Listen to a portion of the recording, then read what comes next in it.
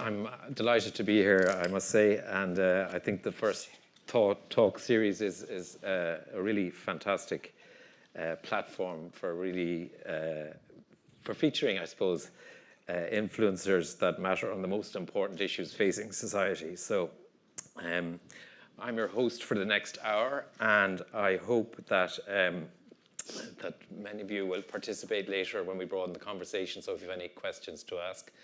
And I hope we can get through them quickly and enlighten you in some way. It's terrific to have very close to a full house, I have to say, particularly on a Sunday morning. Very impressive. And I think also that I'm sure some of you are a bit punch drunk, sort of traveling around to various different arts events over the last few days. So we're honored to have your presence here. I went through that experience a few times many years ago when I was working in Galway. So as Katrina says, we're going to talk about all things climate this morning. I think we'll start out with the blockages to progress, Sadhbh, and then we'll try and move to solutions and that are realizable. Firstly, I'd like to say that I can't think of anyone more suitable to interrogate on these issues in the Irish context than Sadhbh. And as Katrina has highlighted in her bio,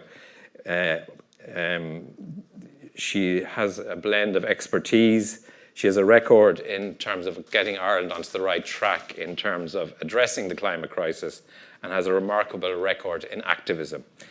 So I think I should add a few little more details on your bio, if you don't mind. In 1991, at the age of 20, she won a seat on Dublin City Council as a member of the Green Party. 5 years later, she became a key figure in environmental campaigning and advocacy. She has worked with leading environmental NGOs and climate NGOs, including Stop Climate Chaos, Friends of the Earth, Antashka, and some of you will be old enough to remember Genetic Concern, which goes back a few decades, with great campaign group. And she's also fulfilled a number of roles, advisory roles within the Oireachtas. As Katrina was highlighting, she was campaign coordinator for Climate Case Ireland. And I think that had an international dimension, which we can talk about, but it forced the government to comply with its own policies and its own targets, in effect. And I think it's fair to say it inspired others around the world to pursue similar actions. So it's regarded as a historic case for climate justice. I should also point out Sadhbh is doing a PhD on the ethics of carbon trading, which we will talk about in due course. That's an UCD. And earlier this year, she stood in the Seanad, in the Trinity panel, offering voters a chance for fast and fair climate action. And I think the voters missed an opportunity there in not electing her. So maybe I'm biased. But recently, she started writing a monthly column for the Irish Times. And that ranges across climate, biodiversity, energy, and sustainability. And I would contend Sadhbh is on a par with the uncompromising but brilliant writings of Catherine Hayhoe or Bill McKibben. And that's something. And the column appears every fourth Thursday if you want to tune in, and it's online if you want to also access it. So let's get going. Sadhbh, you're very welcome. Thank you. And let's start a little, I think this is close to the beginning anyway, but your commitment to the climate cause has been consistently to the fore for many years, but it started with a look-up moment that you had. Can you tell us what the circumstances of that were? Thanks, Kevin. Gosh, I'm almost intimidated by that list. But what happened was I was a student in Trinity, and I had joined the Trinity Greens, and at some social event or other, an older physics student approached me and said, you know, I spent the summer in the Hadley Centre, which is the UK Met Office Climate and Meteorology Research Centre. And he told me about the research he'd been doing on climate change. And he explained in very simple terms the kind of physics of what it meant to pump all this extra carbon dioxide into the atmosphere, and how difficult it was going to be to address that. Now, this was in 1991. Of course, at that point, you had the Rio process. The United Nations Framework Convention on Climate Change was adopted in 1992. But since then, we haven't seen even emissions plateauing, never mind coming down. So that awareness was well understood in the scientific community. They were full of fear, and there was already a kind of a doomy feeling about that conversation. It was the kind of conversation where you don't put it out of your mind afterwards. Right. It was a wake-up moment for me. The sense that this sort of ecological sensibility wasn't going to be enough, that we'd have to make fundamental and transformative changes to our whole global economy if we were going to address this problem. And how did that lead to climate activism? Well, for me, you know, I studied philosophy in college, actually. So, and my research has always been on the normative side of politics, you know, the idea of what we have obligations to do, what we have responsibilities for.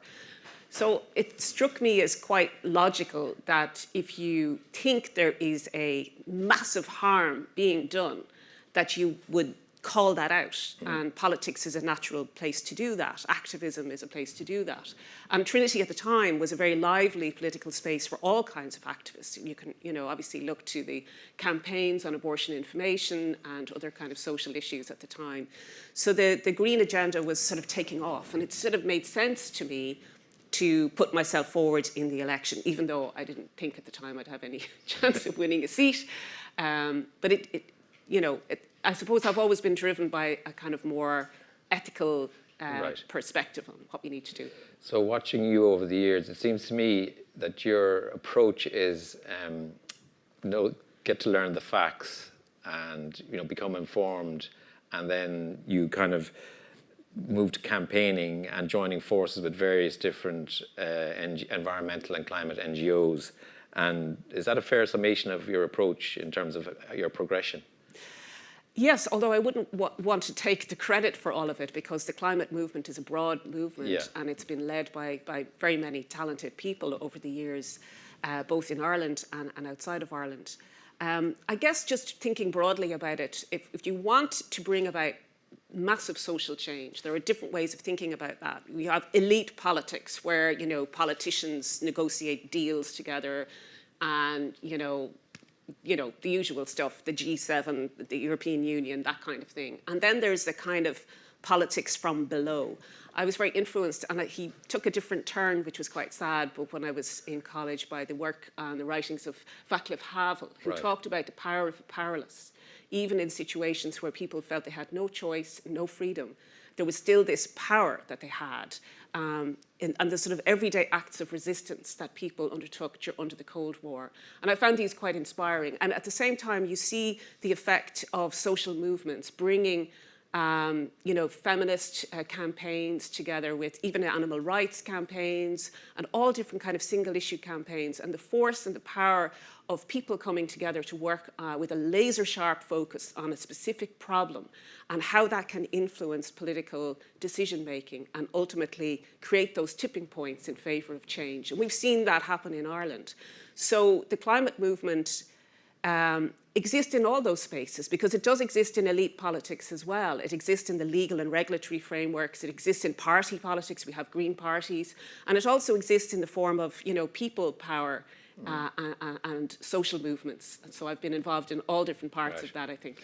So I'm going to be a bit, typical journalist, a bit cynical now. And I'm going to ask you about the state of global activism. And what I would contend is that, yes, you're speaking with one voice, but not enough people are listening and responding. How do you respond to that? Yes, well, we were talking yesterday about the extraordinary numbers of people that turned up to strike, join the global climate strikes, and how, it seemed like that movement was surging back in 2019. And unfortunately, the pandemic did a lot of damage to that kind of social movement organising, because while everything moved onto an online space and we didn't stop campaigning, you're missing that kind of power that comes when people come together to work on things, and the lack of ability to get people out on the streets and turning everything into a sort of a digital petition or something, it changes the nature of campaigning and the kind of togetherness that's so important in building a movement. So I think the climate movement, you know, has been set back by that, but it's also been set back by, I think, a despondency, a kind of feeling that we're not making changes fast enough. Right. So maybe we need to change our tactics. Yeah, well, we'll come back to that in due course. But related to that, do you think politicians, policymakers and the carbon polluters, the big corporations, have got off the hook as a consequence? They've been able to win the argument and, you know, go down some very dubious paths as a consequence of COVID blunting. You know, it seemed that we were at the moment of push through, and then suddenly an external event came in and just derailed everything. Yes, well, I think, of course, these corporations that have a vested interest in, you know, selling fossil fuels and delaying the transition as long as possible, so they reap the, you know, profits from these investments that they've made. They have been very clever in terms of lobbying for, you know, weaker reforms. You can see that most recently at the European Union level, where corporate lobbying weakened the taxonomy proposals. So that means now that gas and nuclear power are designated as sustainable investment, which is, from the point of view of an ordinary human being, terribly confusing. I mean, it's really hard to understand how fossil fuels can be designated as a sustainable investment. So a lot of the success of corporations has been around not so much denial of climate change, but of confusing the discourse, you know, delaying and creating all these kind of narratives around, you know, we're going carbon neutral, we're doing all the right things, but let's do it at our pace and not at the pace that the regulators or the climate activists are looking for. And they have been largely successful. I think that what's happened in the Ukraine has disrupted that business model, both on the mitigation side and also the energy supply side. Yeah, well, we'll come back again to that in a minute. But say, we'll just try and inject a little bit of optimism and positivity at this stage. But I think it's fair to say that women are to the forefront of the global climate movement in many ways. And, you know, that applies internationally, but also in the Irish context. And why do you think that is the case? Do they have a different understanding of the climate crisis, of nature under pressure? How do you think, what's fueling that, do you think? I'm not entirely sure, but it's definitely the case that women have been to the fore in the green and climate movements all across the world. I think there is a very clear alignment between, you know, feminist ideals and the sense of, you know, caring, an ethic of care for the other people around us, for future generations, for other species, a kind of an understanding of the impacts of toxics and pollution and how they impact on human health and well-being, and a kind of, you know, a willingness to critique certain kind of, you know, patriarchal corporate structures that are perhaps driving the problems in the first place. But if you look at the emergence of green movements and green parties all across the world, very often they were starting out as alliances between ecology movement and feminist movements. The feminist movement in Germany, for example, was instrumental to the establishment of Die Grünen, which was, of course, the first large Green Party in Europe. Yeah, and I think it's probably fair to say Africa, the African response is very much driven by women. Is that fair to say? Absolutely. There are so many amazing campaigns that have been led by women in the Global South, and very often they have been targeted as well. And the number of activists who've been killed is deeply shocking, and many of them are women. Anyone who dares to speak out in defence of land and, you know, community and ownership of local resources is immediately targeted, whether they're men or women. Very often those campaigns have been led by women, both campaigning for forest protections and also, you know, just general land use. But it's partly due to the fact that around the world, it's actually women who are mostly farming the land in the first place and are directly in contact with the impacts of pollution and exploitation, I suppose. To focus on the climate litigation, which we've referred to earlier for a moment, I think it's fair to say your win at the final stage at the Supreme Court level, that it caused shockwaves in government. But looking back now, how significant do you think it was? Did it have a change effect in government in terms of their approach to climate? I think it was very significant. So the case was launched in 2017, and at the time, if you remember, we had a government which was led by Fine Gael and a number of independents. And the minister at the time was Denis Naughton, who had been in Fine Gael, but then became an independent TD and then a minister. And the attitude of the government at the time was that Ireland was in recovery from the recession. We'll tick the box, we'll produce a plan, and that'll have to do for the moment. We won't really make any serious inroads into our emissions because Ireland is recovering.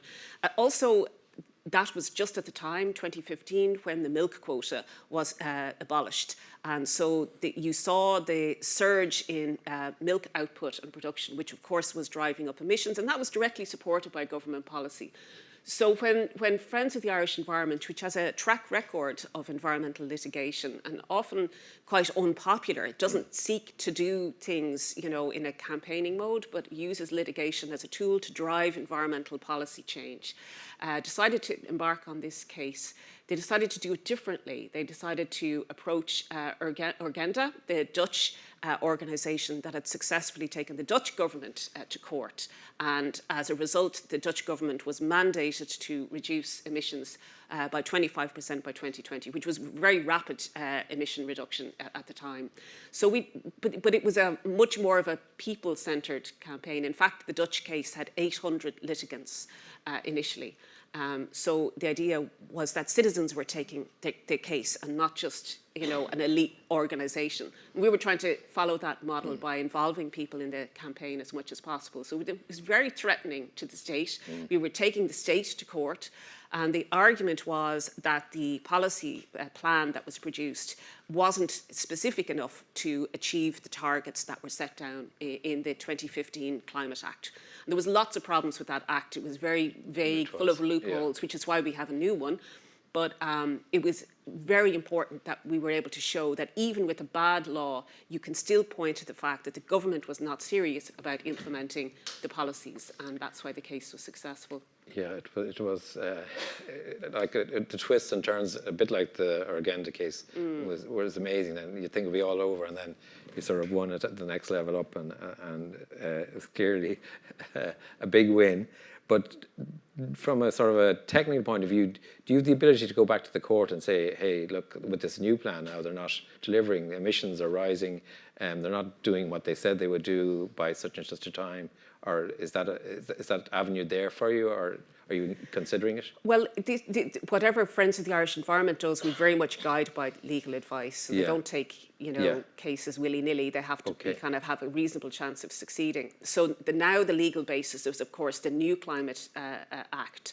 And unfortunately, it looks as though we're not going to be able to, it looks as though the government isn't going to succeed in maintaining the targets that were set under that law. So the targets are set down in law that we need to reduce emissions by 51% by 2030 against a 2018 baseline. And that's been translated into 2 carbon budgets that were adopted by the Oireachtas.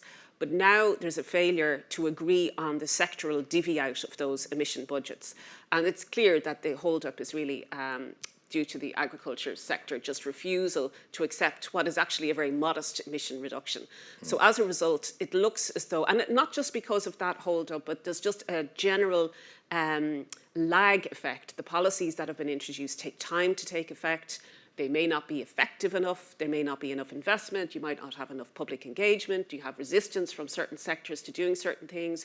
The scale of change that we're going to need to introduce, like immediately, starting today, in terms of transforming our transport system, getting all our houses retrofitted, even more urgent now with the fuel prices hikes. All of these things can't be long-fingered anymore. They need to be done immediately. And we're not seeing that changes happen fast enough. But unfortunately, the law as written, if the government doesn't stick with that emission reduction target and emission budget for the first period, there are no penalties. So there's nothing written down in law to say that the case can be taken against the government. So I think it will be difficult to use litigation for that reason. But there might be other opportunities. Yeah, I was going to ask you about that. Is the right to a clean, healthy and sustainable environment, which I think is through the UN, is that an avenue? I know it was touched on in that case, but the the Supreme Court, in effect, said it's up to the Oireachtas, I think. Is that right, to provide that? But is that a mechanism in due course, or sooner, hopefully, that you can use to drive climate action? I think globally there's definitely a rights turn in litigation. So initially, the cases that were being taken around the world were based on harms, and sort of a liability. If you pump those emissions, there'll be harm done, whether in terms of heat stress or, the risk of flooding and so on. And now we're looking at a situation where cases are being taken on the grounds of rights of young people that are being compromised by the continued reliance on fossil fuels. It's difficult to see that case emerging in Ireland because we have no constitutional right to a clean and healthy environment. And even though there was a case previously where a High Court judge acknowledged this right, kind of inferred it, that it existed in the Constitution, an unenumerated right. So it's not spelt out in the Constitution, but he was reading it into constitutional case law. But that was refuted by the Supreme Court decision, unfortunately, in the Climate Case Ireland case. So it's unlikely, and I'm not a lawyer, so there may be other people in the audience who can shed light on this, but I don't know how rights-based litigation on climate change will evolve in Ireland. But that doesn't mean that it won't happen. Well, will it happen, say, if a political party said, in their election manifesto, we're going to put that into the Constitution, have a referendum? Is that realistic? It's something that was considered in the first constitutional review back in 2011, I think, and it was ruled out. So it wasn't one of those issues that made its way into the first batch of citizens' assemblies. And it's arguable that, maybe we don't need a constitutional right. We just need Ireland to implement the EU directives that we're not implementing. Constitutional change takes time, but the directives that we're in breach of are already in place. So maybe we just need to focus our efforts on implementing and enforcing the legislation that's already supposed to be there to protect us. Probably a more pragmatic approach. Can we turn to green politics now? And given the precarious state of the world, we are in the throes of a climate crisis, as the current heat wave is demonstrating so tangibly. And the biodiversity crisis is happening in parallel, and yet green politics is not to the fore. Why is that? Does that concern you, that that's not really happening in terms of that big collective action? It is deeply concerning. It's mysterious to me that green thinking isn't to the fore. Now, there are examples of it. The discourse and the ideas are penetrating every part of society, and you do hear them aired a lot more frequently. That's for sure. But we don't see the change in culture that's really implied by ecological ideas, and that I find very alarming. I think as a rule, Western countries reliant on fossil fuels, reliant on imported gas, are deeply complacent. They're complacent about energy security, they're complacent about the climate crisis, and people are watching and observing these things as if we're detached from it, that we won't be affected. And the reality is that we are facing into potentially catastrophic climate change. And the biodiversity loss might even get us first, because there's lots of mounting evidence now of severe decline in insect populations and in soil health, and drought and desertification are even undermining healthy ecosystems, because climate change is a threat to healthy ecosystems. So we should be seriously alarmed, and we should be investigating at every opportunity what needs to be done. But the political system seems to be just very stuck. It seems to be, unable to be open and honest about the transformative changes that we need. I have said this a few times in the public recently. When COVID struck, it was obvious that there was an emergency. We had NEFIT and all the rest of it. We had daily briefings and regular briefings that included the three-party leaders in government. We got leaflets to every household. There was even 2-metre signs and yellow stripes all over the place, reminding us of how far away we had to stand from each other. So in terms of communicating an emergency, I think that's quite successful. It probably saved thousands of lives.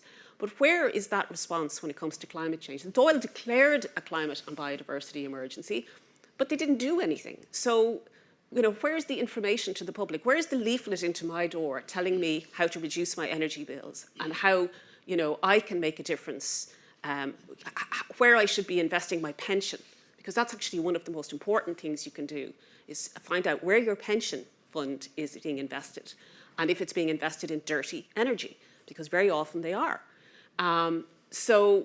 But where's the information from the government? It's as if the government is waiting for citizens to lead them rather than vice versa, which I just can't understand.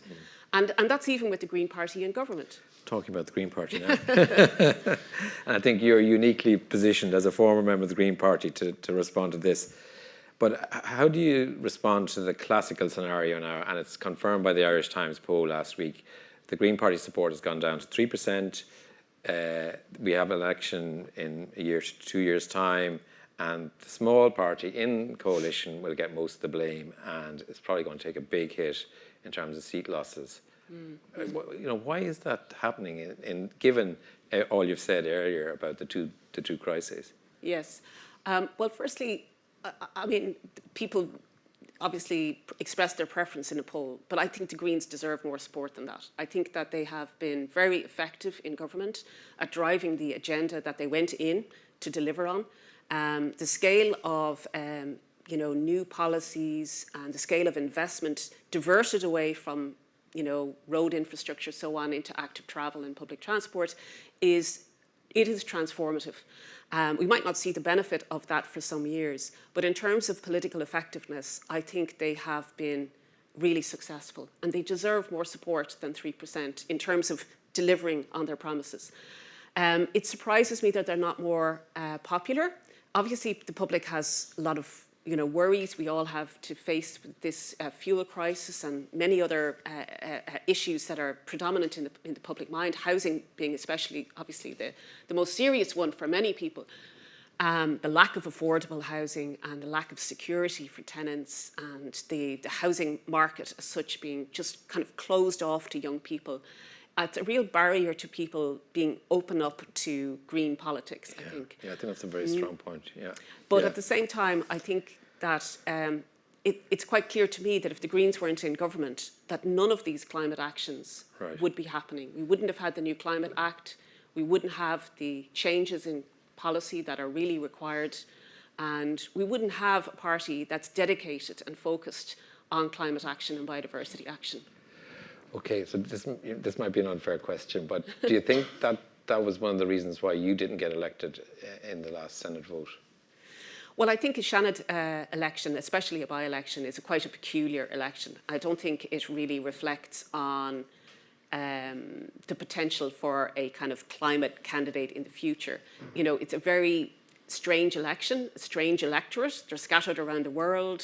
Many young graduates don't even bother registering, and it's a peculiar kind of election. And even David Norris, Ivana Bacik, people who were successful in the end in winning seats to Seanad and who stayed there for a long time, they ran a few times. So perhaps it takes a few goes. Okay.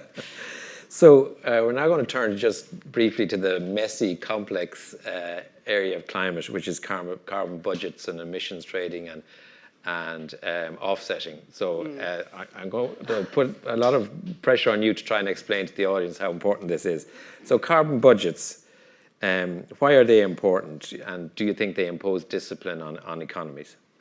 Well, if they work, they should be definitely imposing discipline, same as fiscal discipline. So the idea behind a carbon budget is that it's not enough to have a target of like we want, 60% renewable electricity or some, a target like that, or a share of renewables in the energy system.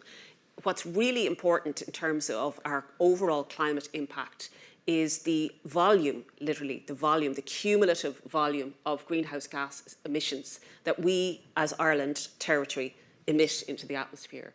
And the Paris Agreement is very clear that that's the basis upon which countries are expected to take action, and that they're also expected to do their fair share, so that Western countries who've benefited from the fossil era and from all the development that comes with that do more so that developing countries can have a bigger carbon budget to reflect their development needs. So the idea behind a carbon budget is that it's a number. It has to be a number. It can't be just wishful thinking. It's not rhetoric. It's not promises. It's a number. Because nothing else matters. I think budget is misleading, isn't it? Like the carbon cake is probably a better way of explaining. Can you explain that in terms of the limit that you can emit, really, isn't it? There's an overall limit.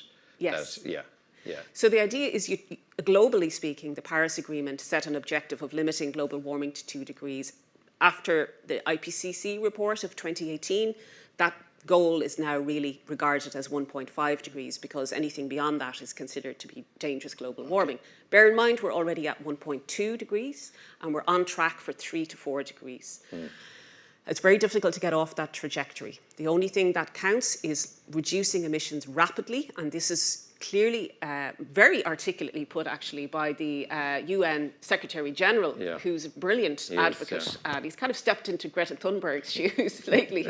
But it's very clear from the reports we need to reduce emissions by at least 45% by 2030. So that's what's reflected in the Irish climate law. But translating that into a budget means putting a ceiling on all the emissions that we are responsible for in Ireland across all the different sectors: energy, agriculture, transport and buildings. So we're at a scenario now where every sector in Ireland agrees to the more ambitious range that was sort of preset and set in law, except agriculture. So how do you view that, and how do you make agriculture do its fair share?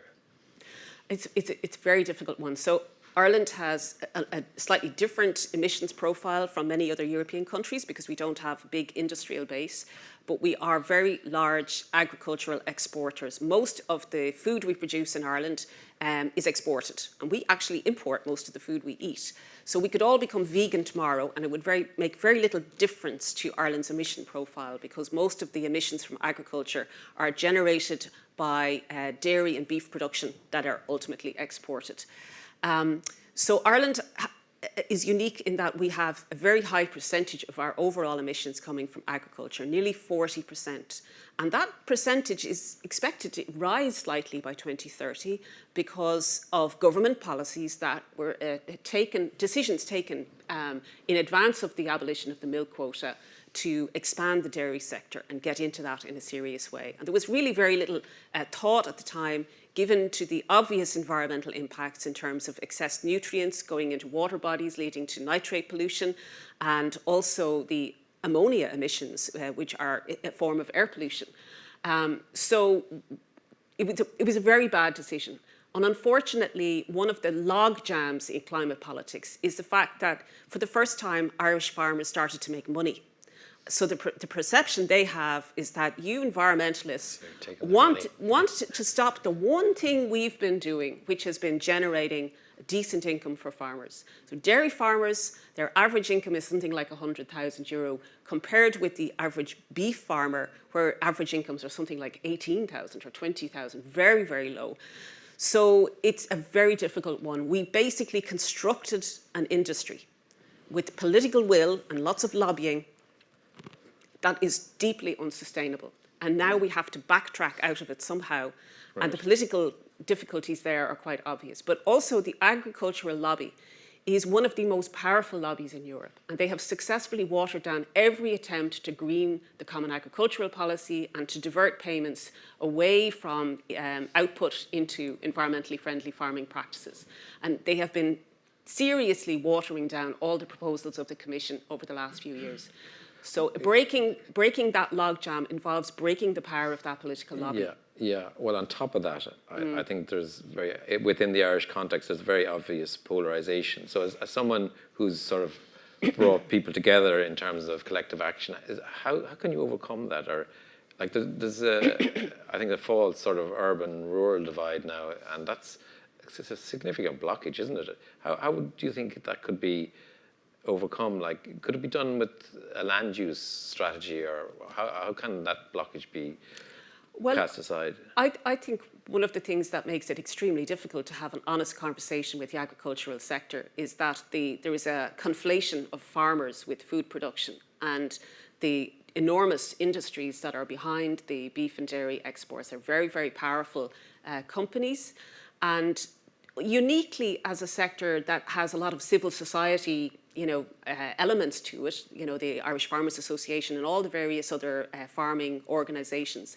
They take a lot of sponsorship from some of the agricultural machinery companies and so on. So there's a kind of a morphing or a kind of blurring of lines between what's profitable for companies and what's profitable for farmers. So it's very hard for farmers to sort of stand up against that. There are growing and very active groups of farmers involved in organic farming, regenerative farming techniques, all different kinds of things, but they represent a very tiny share, and they find it very hard to get their voices heard. It is very tricky, but I think putting very strict limits and requiring those organisations to be transparent about where they get their funding from would be helpful. Right. Okay, I think we should come to the even more complex issue of carbon offsetting. And I'm going to give our audience a sneak preview of your next column. And that's, the headline in it is, "Carbon offsetting is a dangerous fantasy." And as the fearless Kevin Anderson has described it, you quote him, "Offsetting is like trying to lose weight by paying someone in a poorer country to eat less chocolate." So why is this the case, and should a certain type of advertising be banned in that scenario? Yes, I think the media and publications are awash with corporate claims now about carbon neutrality and net zero, and these are very confusing for people, for consumers and for people who care, because some companies are clearly doing their very best and are trying to do the right things, and other companies are jumping on bandwagons, what we call greenwashing, in order to align their brands with climate action so that they, can gain a greater market share. And what's actually involved here is that if you emit fossil fuels, you burn gas, diesel, oil, whatever, coal, you emit carbon dioxide, this dangerous greenhouse gas, into the atmosphere. And carbon dioxide stays there pretty much forever. It lasts for thousands of years until eventually it turns into rock, I think. You're the scientist. But eventually it forms into a kind of limestone. Now, obviously, the timescales that we're dealing with in the IPCC reports, the action we need to take is immediate and urgent. We don't have thousands of years for the carbon dioxide to turn into rock and, the problem solved. We have to take the action now because the impact of radiative forcing is going to affect us now. So the problem with offsetting is you're making the claim that the emissions you're putting into the atmosphere that are going to stay there forever, including methane, because that eventually turns into carbon dioxide as well, can be offset by some tree planting projects or bog restoration, carbon dioxide removal. That would actually work to offset, but the problem is there isn't enough of it available, and there's lots of claims made based on the idea that you can purchase these offsets very cheaply, right? Some of them are as cheap as $2 or $3 per metric ton. And that by purchasing these carbon credits based on these tree planting projects or whatever, you can claim that the emissions you've put into the atmosphere are somehow eliminated and just wished away. And unfortunately, it's possible to do that legally. You can make those claims and you're not necessarily in breach of any advertising rules because we don't really have any advertising rules. And many European environmental organizations are now arguing that the corporations should be banned from making any claims about net zero, carbon neutrality, or offsetting because they're confusing. They don't have the same methodologies. We don't know anything about where these offsets are happening. There's very little information on company profiles or websites about where they source their offsets. And what would be much more helpful to all of us is just a kind of clear, transparent accounting approach where companies report on all their emissions from their activities. So we call that scope 1, 2, and 3 because it's not just their direct emissions, but also all the emissions involved throughout the supply chain. And just report on those honestly and accurately. And then they separately report on their climate action so that you would have two separate accounts, essentially. But the idea that you can say your climate action by purchasing offsets or by riding bicycles is somehow offsetting the other ones is a nonsense. I think it's a dangerous fantasy. Okay, Well, that's a very strong argument you put there, I have to say. So just let's change the mood a little and talk about meaningful actions. And well, first of all, obviously there's a disconnect between understanding and behavior. Like we all know now, like climate denialism is a sort of minor sideshow that still persists in a certain corner of the web online. But why is it that sort of is not been, that understanding has not been converted into action? Do you think psychologically why don't we sort of campaign more? Why don't we change our lives more because of what the obvious climate science is indicating? Well, I think there are a number of reasons for this, and there's an interesting kind of literature in the psychology disciplines looking into this. I think, you know, fundamentally, this is scary news. This is very scary. It's threatening. Chances are, those of you who are here today are already concerned. You've already absorbed this information in some way, and you're here to learn more and maybe meet other people that you might want to be able to get involved in things. But for a lot of people, the scale of absorbing that information is so scary that they just prefer to, you know, forget it's not there or leave it to other people. And these are understandable human reactions. But what you end up with, if I'm interpreting my very cursory reading of Freud many years ago, is a very neurotic society. As a neurotic society that isn't at ease with itself, that isn't honest and open, and there's so much kind of brainwashing, and some of it is done by advertising and the media and the corporate influence.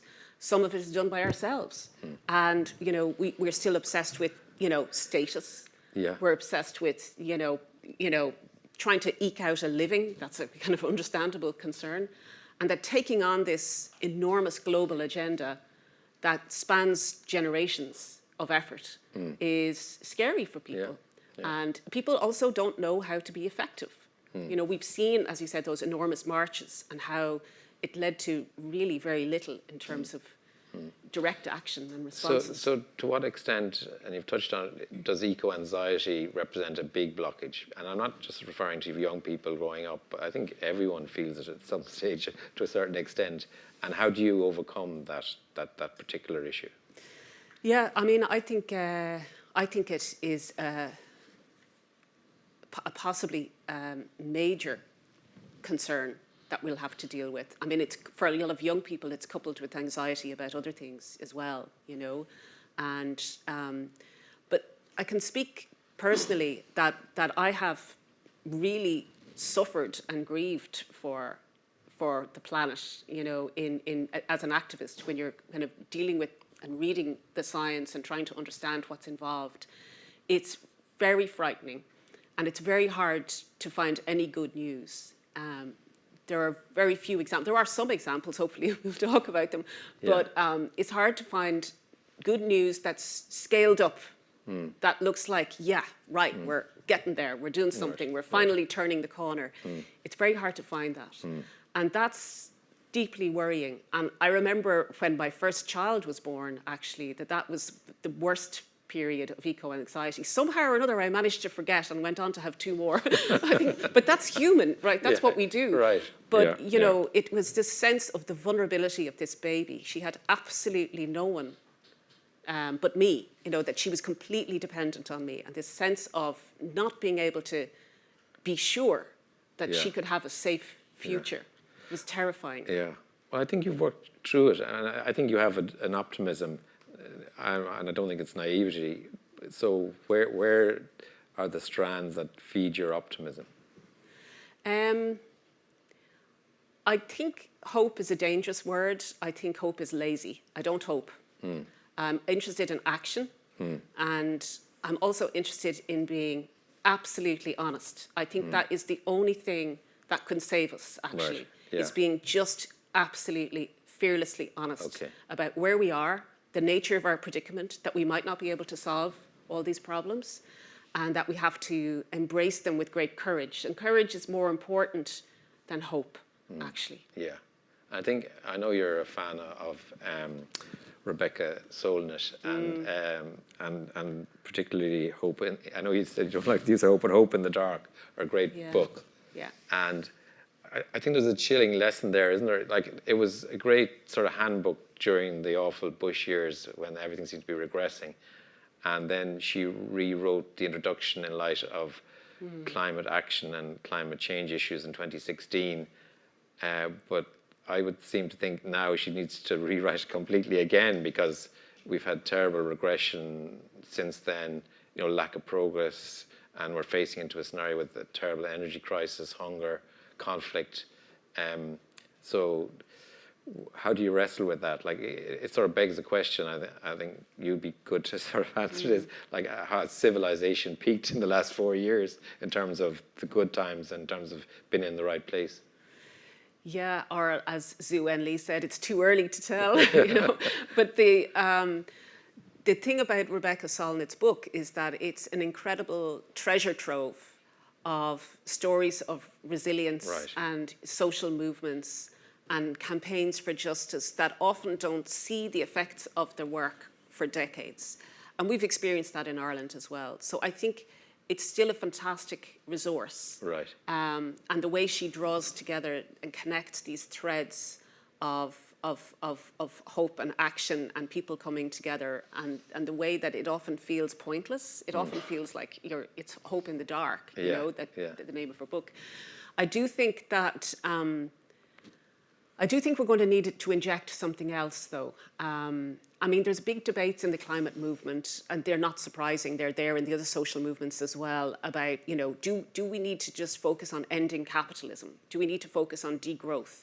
You know, what's our strategy? Because just getting people out marching, we want climate action, there is no planet B, isn't delivering the kind of responses that are needed. That we might need to be pointing more closely at the sources of all this destruction and exploitation. Yeah, that's very interesting. But also within all that turmoil, I think you identify certain things that are happening that are grounds for optimism in sense, and courage in terms of getting this thing done. And I think possibly that would range across certain technologies, breakthrough technologies. Do you want to expand a little on that? Yeah, I think, well, the first thing is, I'm a big fan of Donella Meadows, and if you look her up online, you will find a paper she wrote called Leverage Points, I think, Leverage Points. So she's a systems thinker. She was one of the original Club of Rome authors, and she's sadly no longer with us, but she's left a wonderful legacy of how to approach complex system problems. And this paper she wrote is really important. She talks about leverage points in a system, that there are different levels of intervention. So if you think you can solve the emissions problem by getting everybody to, drive, more slowly or something like that, and you expect individuals to do that without requiring them under law or without dealing with the problem of inadequate public transport and so on, you're going to get a very pathetic kind of response. But if you go upstream and address the source of the problem, you get a much more effective leverage point there. And examples of that would be,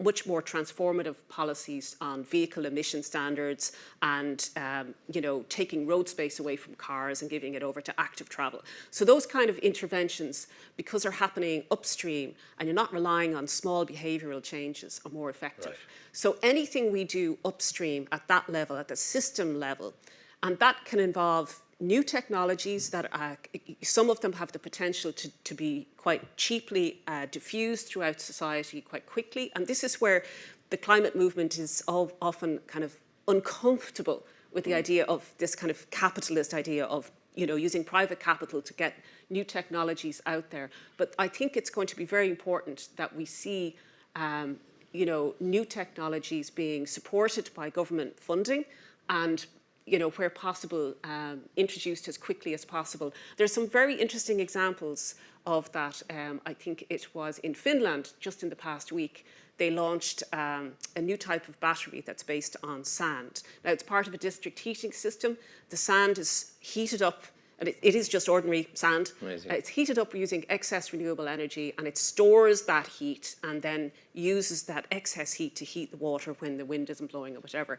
So examples of technologies like that are effective, work, well, that rely on renewables, that are low cost. We need to see those being rolled out everywhere. And it just beggars belief that we don't have more renewable energy, solar powered, farms and schools and buildings all over Ireland. It just beggars belief. It's the cheapest form of renewables. So the solutions are there, you're saying? A lot of them are there. Now, just those technologies alone aren't going to be enough. We are going to have to change the way we move around. We are going to, have to embrace slow travel, less air travel, maybe no air travel, lots of changes that will affect us as individuals. But the main thing is that we make those leverage points as effective as possible. Right. And if we're still subsidising fossil fuels, well, that's pulling us in the opposite direction. Absolutely. Yeah. Great.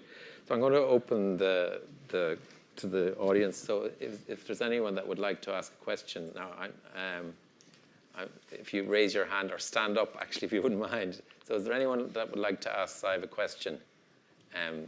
So there's somebody here. Somebody here. Yeah. Yes. Thank you very much. Have you a roving mic? Just down here. Thank you very much. Kevin, you have 10 minutes. Thank you very much. My question is, I know you're talking about leverage points and political rules and everything, but as a concerned individual, just the average Joe S. Soap, I'm looking at these policies about trying to make your house more efficient.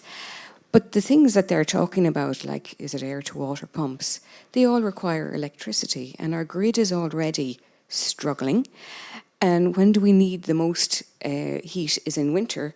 When do we have all the electricity cuts because of storms?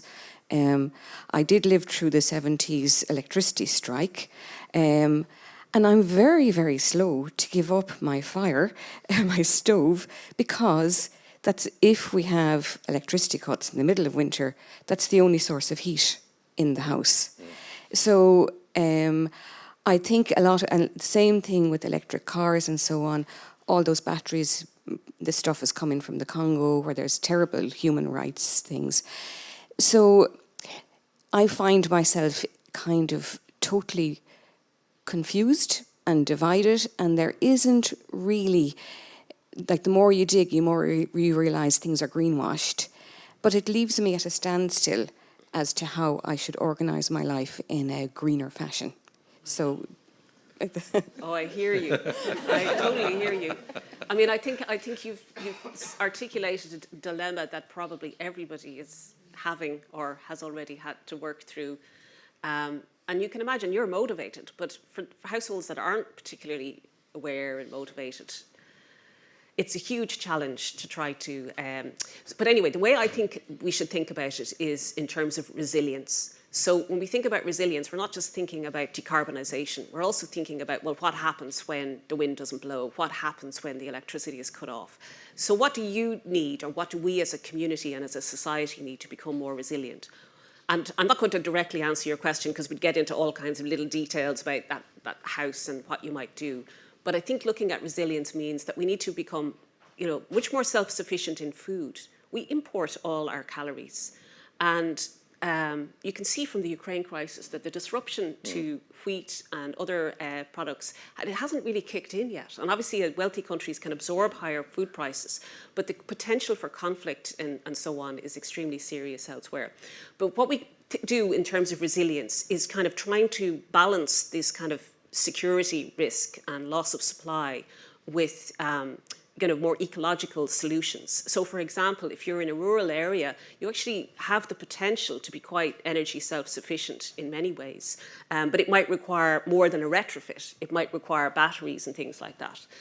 Rural householders should be able to go really quite far down the renewable road in terms of being able to source electricity for an EV. But there are many other solutions. It's not just about what we do as individuals in our homes. It's also about how we work as a community. And in Cloughjordan, for example, they have car sharing schemes. And we don't do enough of that in Ireland. There's so much potential for car sharing, for literally shared vehicles and different approaches to mobility that don't rely on us having an individual car outside the house all the time, because guaranteeing that 100% reliability might be something we have to let go of. We might not be able to have the same standard of living. But I do hear your concern about the confusion. We were talking about that on the way here too. Yeah. Anyone else? Question just here in the middle at the red T-shirt towards the back. Thank you. Hello, I may be asking this to the wrong people, and it's kind of more for Kevin, but I was wondering if you could talk about the journalistic responsibility for talking about climate constantly in the papers, because as you mentioned, the scientists have been screaming for decades. The young people have been screaming for as long as we've known it's been a thing, but I feel like it's not reflected in the headlines. Like, this is an easy audience, we're all here because we know about it, but I feel like that panic isn't really reflected in mainstream media. And I know you want to sell papers and people have short attention spans, but no papers on a dead planet. Good question. Well, Sadhbh is a good consumer media, so you could answer first. Well, I do think it'd be interesting to hear what Kevin has to say, because, you know, there's a whole you know, operation of media platforms that we don't see as individuals. I mean, I've had some run-ins with RTE recently, and that's a whole other story, I won't take it up, but I think the media has a really important role to play, which is why in DCU, the master's programme that we teach on climate change includes the media. So it's linked in with the media school, and the journalists are trained to, and people who aren't journalists are trained in how to accurately report climate change and how to capture the nuance and uncertainties and how to do so in a way that is still effective at engaging with the public. But I'd love to hear what you have to say too. Well, I think you've touched on it, actually. The short-termism is just, it overrides everything. So if you watch the political crisis of the week, it surfaces, it flares for about 48 hours. Then there's this sort of concern that, you know, the government might be toppled or someone's going to vote against the government. That overrides everything. And it's the nature of journalism that, you know, it's driven by breaking news. So you need to make a conscious decision that you're going to give it, you're going to adopt a broader perspective over a longer period of time, which is required on the climate issue, even though it's a crisis of today. And, you know, the good thing is that I think media organisations are beginning to see that finally. And I know from the Irish Times point of view, coverage of climate has increased tenfold in the last 5 years. But arguably, because we're in the throes of this double crisis, you could say that it should be dominating absolutely every day. But that's not the nature of the sort of the news machine. Another very negative thing I would contend is that newsrooms don't have specializations anymore, because they're going through a very difficult financial period since 2009, when sort of print sales were at their best for all sorts of reasons, financial crisis, etc. So therefore, everyone, there's not that understanding of climate issues sometimes. But on the other hand, I would argue that climate covers every aspect of society, so it should be on the business pages, it should be under the health coverage. So therefore, there's an obligation on every reporter or an analyst and columnist to have an understanding. So it's a difficult one, but I think there's a shift now that's happening. I don't think we're there yet, but we're definitely not as bad as we used to be. So anyway, time for one more question over here, or two maybe, and then we're going to wrap up. Thank you very much. Just in terms of international motivation to do climate reduction or carbon reduction. So definitely the West, you touched on it, we import lots of goods, lots of stuff. All of that is made in a foreign country with carbon. Like any washing machine we get from China, they're obviously using carbon to produce it. Is there anything to put a figure on that, a tax on that, so that you're importing goods, but you're also importing the carbon from the country that made them? Absolutely. The European Commission is actually currently drafting up proposals for a border tax adjustment, which would do precisely that. But it's quite tricky to do. I've followed a couple of the debates about it. It's difficult to implement in ways that are reflecting the actual impact and how it, because it's dovetailed with trade policies and all of that. It's quite complicated. What is just as important is the circular economy approach, because that requires products to be made with greater longevity, so that you're not replacing your washing machine every 5 years, but you should get 10, 20 years out of it. And maybe they're not the best examples, but lots of other products, as we know, are very much designed to be throwaway. So it's really important that we focus on our use of materials and to create products and services that don't damage the environment, because the impact of plastics and material use is just off the scale. So the carbon border adjustment won't fix that. It'll just remedy a kind of a trade anomaly almost, you know, So and maybe certainly more like drive up prices, but that in itself won't be enough. like a regulation on the lifespan of consumer goods. If there's some drive Yes. to make the lifespans longer. Exactly, and we do, the Oireachtas just passed a circular economy bill, and that's going to be, you know, an important step forward, and the EU has a very important set of proposals around that as well. But it's not happening fast enough, but that's the kind of way I think we need to start thinking about it. Actually, I would contend the circular economy legislation is the most far-reaching. People don't realise how demanding it's going to be in terms of what you use, what you consume, how you change your relationships to the products that you have in your house. It's quite dramatic. Soon it'll become very apparent, I think. So hopefully it will deliver. Just below you there, a woman just wants to ask a question. Hello. I have two quick questions, if I may. The first, I was just wondering if industries and companies are being incentivized to maybe change, you know, how they're operating. So say, for instance, you mentioned the dairy industry in Ireland, which is unsustainable. Could those farmers or companies be given an option to switch to forestation or something that then makes them sustainable, but that there's an incentive there for them, and you know that obviously they would become, like, you know, profit is obviously, you know, key for them. So is there a way that they could be incentivized to shift what they're doing to something more sustainable where, you know, economically it makes sense for them?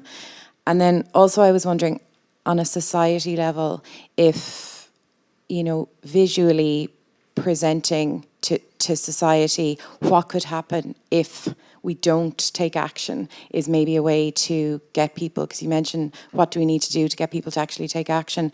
You know, like during the COVID crisis, you know, we all knew that if we didn't respond, that people could die, and we all had to collectively come together.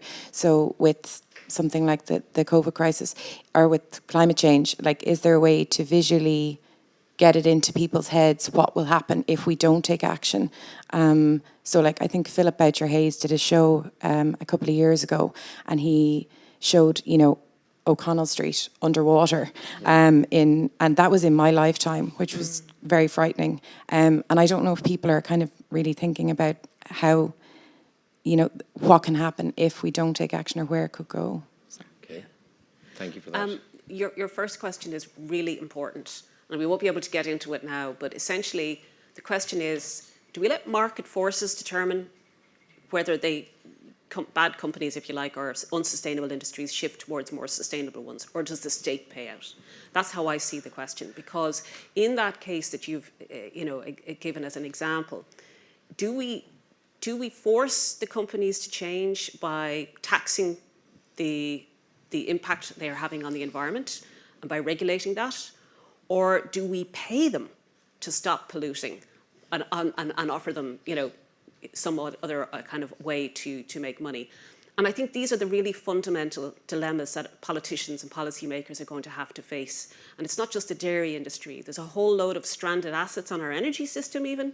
And, you know, to retire these industries before the investment is recouped, we are going to have to find a way for these companies to be forced to change.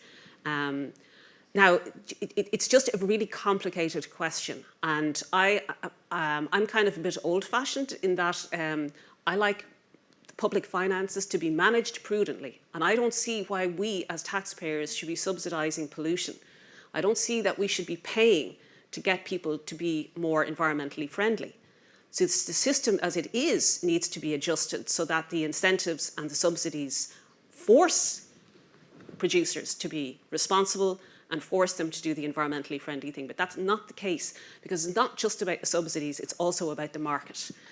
It's really complicated. Yeah. And your second question, I don't know if we have a time to answer. Well, I think that. we're actually going to have to cut it there, because there's something else coming on at 1. So I apologise for that.